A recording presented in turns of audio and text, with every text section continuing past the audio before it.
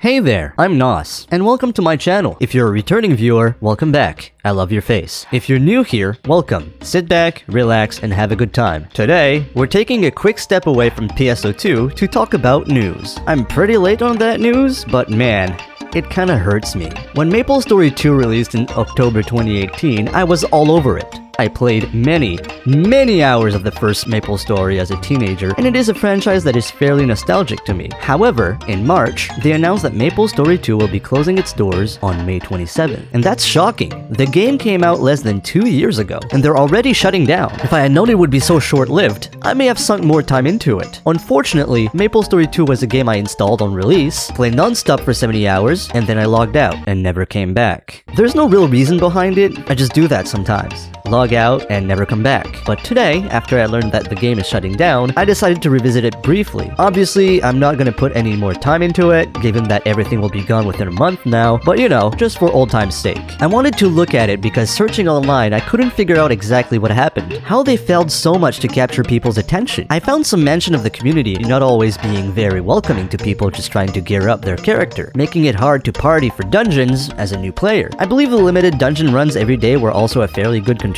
to that early demise, but playing it again, while I loved it 2 years ago, there's something missing.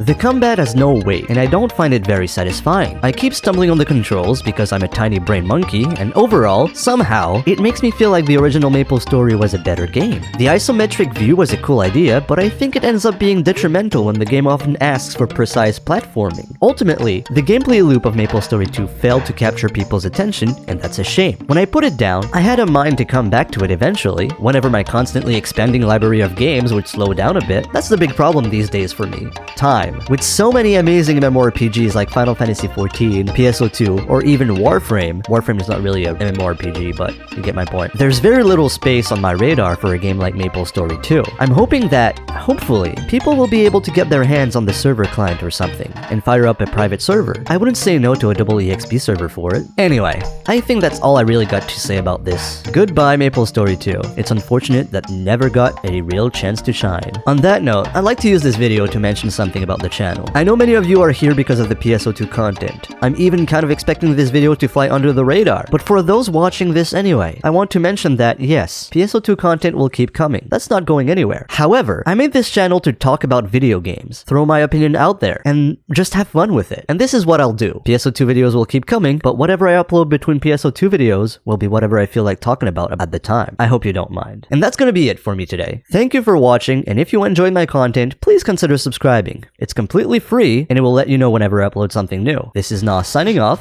and I will see you next time. Love your face.